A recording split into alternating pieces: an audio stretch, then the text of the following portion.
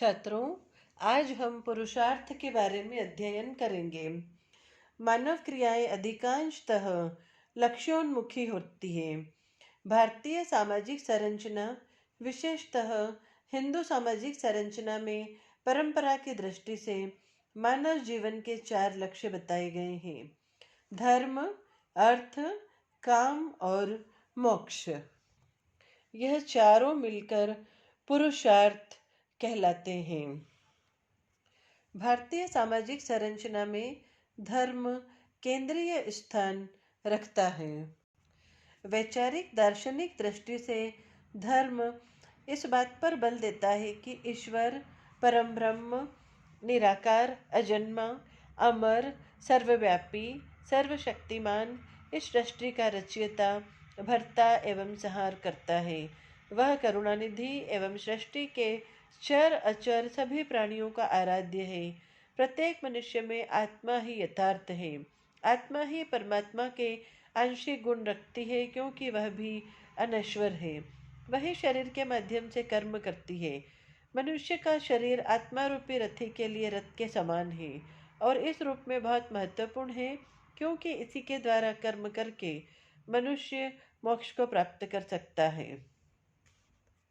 धर्म की विशिष्ट सामाजिक परिस्थिति के अनुसार धर्म का अर्थ सामाजिक दायित्वों का निर्धारण करना भी है। जैसे राजा का धर्म, प्रजा का धर्म, मित्र का धर्म, पिता का धर्म आदि। काल धर्म और आपत्त धर्म को भी मान्यता दी गई है।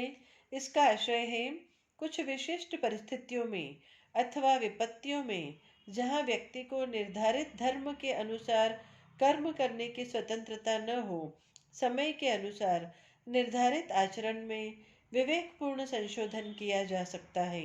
ऐसी परिस्थितियाँ प्राण संकट के समय, प्राकृतिक विपदाओं के समय और राष्ट्रीय विपत्ति के समय उत्पन्न हो सकती है। सामान्यतः प्रत्येक मनुष्य के लिए अपने धर्म का निष्ठापूर्वक पालन करना ही उचित है। छात्रों, अभी हमने धर्म के बारे में अध्ययन किया। अब पुरुषार्थ का दूसरा प्रकार अर्थ, इसके बारे में हम अध्ययन करेंगे। अर्थ से तात्पर्य व्यक्ति की भौतिक क्रियाओं से है, जो धन उत्पादन और उपभोग से संबंधित है। व्यक्ति को इस संसार में जीवन निर्वाह के लिए धन कमाना होता है। धन एक साधन है। धर्म के लिए आवश्यकता के अनुसार धन का उपार्जन और उपभोग होना चाहिए। इसी भांति काम से आशय मानसिक भावनाओं और विभिन्न कलाओं के सृजन से है। ललित कलाओं का जन्म इसी प्रेरणा से होता है। और अंतिम पुरुषार्थ है मोक्ष। मोक्ष जीवन का अंतिम लक्ष्य है, जो इस सांसारिक सामाजिक जीवन के उपरांत प्राप्त होता है। मोक्ष व्यक्ति को निराशा और सांसारिक दुखों से बचाता है। इस प्रकार मोक्ष सांसारिक एवं पारलौकिक जीवन का समन्वय है।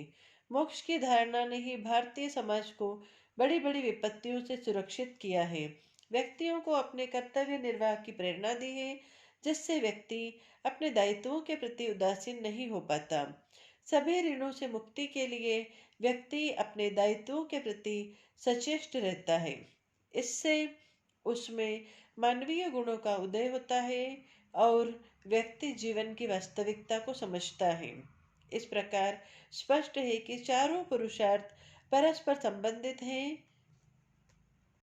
समाजशास्त्रीय दृष्टिकोण से विचार किया जाए तो भारतीय जीवन में चारों पुरुषार्थ धर्म, अर्थ, काम और मोक्ष एक दूसरे से भिन्न है, लेकिन अपनी संतुलित अवस्था में धर्म, अर्थ, काम और मोक्ष चारों आदर्श जीवन के प्रतीक हैं, क्योंकि सभी पुरुषार्थ अपने क्षेत्र में व्यक्ति के विकास के लिए कार्य करते हुए परस्पर संबंधित हैं। पुरुषार्थ मानव जीवन के अधिकारों एवं कर्तव्यों को स्पष्ट करते हैं और व्यक्ति को त्यागमय भोग का जीवन व्यतीत करने की प्रेरणा देते हैं। कापड़िया के अनुसार पुरुषार्थों के माध्यम से व्यक्ति के संपूर्ण दायित्वों को व्यक्त किया गया है और चारों पुरुषार्थ आध्यात्मिकता के लिए किए गए प्रयत्नों के बीच समन्वय स्थापित करते हैं।